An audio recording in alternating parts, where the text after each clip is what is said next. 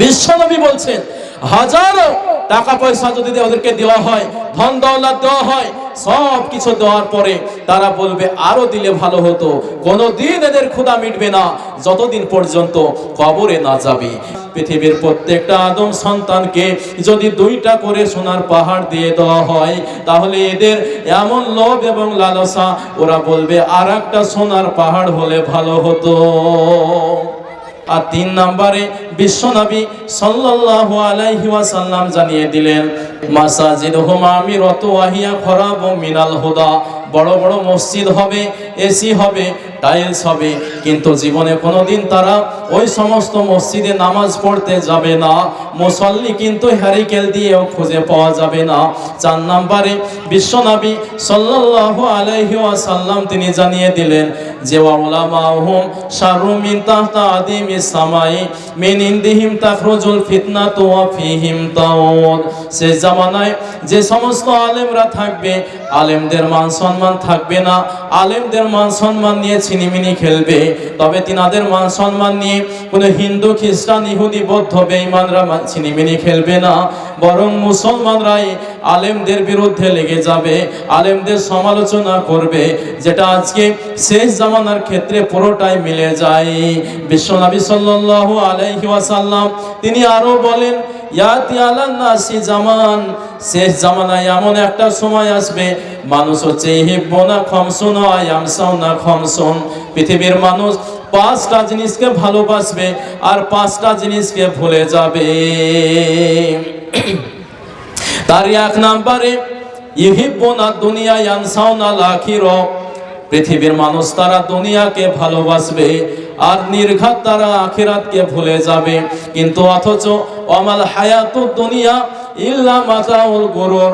আল্লাহ রাব্বুল আলামিন কোরআন মাজিদের মধ্যে বললেন যে দুনিয়ার ভিতরে কোনো কিছুই নাই একমাত্র ধোঁকা ছাড়া। যে বাজারা দুনিয়া দুনিয়া দুনিয়া দুনিয়া করে বেড়াবে, অবশ্যই তারা কাল কিয়ামতের দিনে ফেসে যাবে। এই জন্য আল্লাহ সুবহানাহু ওয়া তাআলা সুন্দরভাবে একটা কোরআনের যে সূরা আছে, সূরাগুলির মধ্যে ছোট্ট একটা সূরা অবতীর্ণ করে মানুষকে সাবধান করে দিলেন। আলহাকুমুত তাকাসুর হাত্তা যুরতুমুল মাকাবির কাল্লা সাওফা তা'লামুনা সুম্মা কাল্লা সাওফা তা'লামুন কাল্লা লাউ তা'লামুনা ইলমাল ইয়াকিন লাতারাবুন্নাল জাহিম সুম্মা লাতারাবুন্নাহা আইনাল ইয়াকিন সুম্মা লাতুসালুন্না ইয়াওমাইদিন আনিন নাঈম। আল্লাহ রাব্বুল আলামিন স্পষ্ট ভাষায় তিনি জানিয়ে দিলেন আলহাকুমুত তাকাসুর, নিশ্চয় তোমাদের ধন সম্পদ, টাকা পয়সা, জমি জায়গা তোমাদেরকে মহাচ্ছন্ন করে রেখেছে। 2 নম্বরে তিনি বললেন কতদিন? হাত্তা যুরতুমুল মাকাবির, যতদিন পর্যন্ত কবরে না যাচ্ছ, যতদিন পর্যন্ত কবরে না যাবে, ততদিন পর্যন্ত তোমাদের ধন সম্পদ, টাকা পয়সা, জমি জায়গা, বিজনেস, এগুলো তোমাদেরকে বোকা বানিয়ে রেখেছে। ও মুসলমান, এই জন্য আমি বলে দিতে চাই, যদি আমরা দুনিয়াতে সাকসেস হতে চাই, পরকালে সাকসেস হতে চাই, যদি আল্লাহর মনোনীত বান্দা হতে চাই, তাহলে আমাদেরকে সর্বপ্রথম দুনিয়া দুনিয়া করা বাদ দিয়ে আখিরাতের পিছনে ছুটতে হবে। কিন্তু আল্লাহর নবী, বিশ্ব নবী সাল্লাল্লাহু আলাইহি ওয়াসাল্লাম তিনি স্পষ্ট ভাষায় জানিয়ে দিয়েছেন লাউ কানা লি ইবনে আদামা ওয়াদিয়ানে মিন যাহাবিন লাবতাগা সালিসান।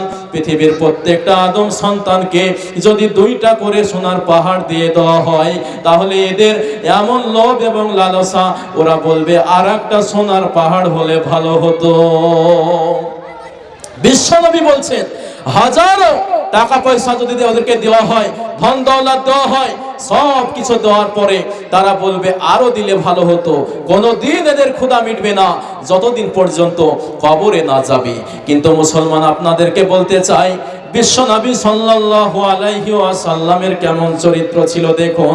তিনি সারা জীবন দোয়া করেছেন আল্লাহুম্মা হিনি মিসকিনা ওয়া আমিতনি মিসকিনা ওয়াশুন্নি ফি জুমারাতিল মাসাকিন।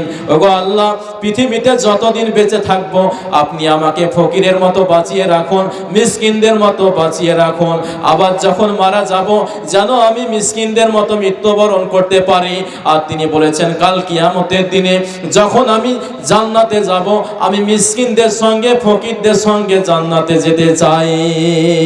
মোহতারাম মুআজ্জাজ সামিনে কেরাম, তাহলে এখান থেকে কি বুঝতে পারি? করলেন বিশ্বনবী সাল্লাল্লাহু আলাইহি ওয়াসাল্লাম তিনি নিজে মিসকিন হওয়ার জন্য, গরিব হওয়ার জন্য কেন আল্লাহর কাছে দোয়া করেছিলেন তার কারণটাও ভালো করে শুনে নিন।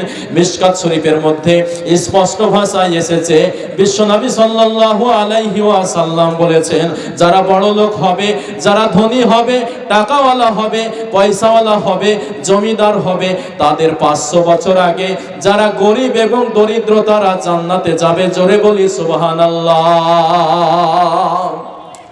500 বছর আগে যারা গরিব হবে, যারা দরিদ্র হবে, যারা অসহায় হবে, তারা জান্নাতে যাবে। জোরে বলুন সুবহানাল্লাহ। এই জন্য আল্লাহ রাব্বুল আলামিন বিশ্বনবী সাল্লাল্লাহু আলাইহি ওয়াসাল্লামকে ওয়াফাত দিয়েছিলেন। ওগো আমার নবী, আপনি যদি চান তাহলে সৌদি আরবে যত বড় বড় পাহাড়গুলো রয়েছে, ওই পাহাড়গুলো একটাও পাথরে থাকবে না। আপনার দোয়ার ওসিলায় ইনশাআল্লাহ সবগুলো পাহাড় সোনায় পরিবর্তন করে দেব। বলি সুবহানাল্লাহ।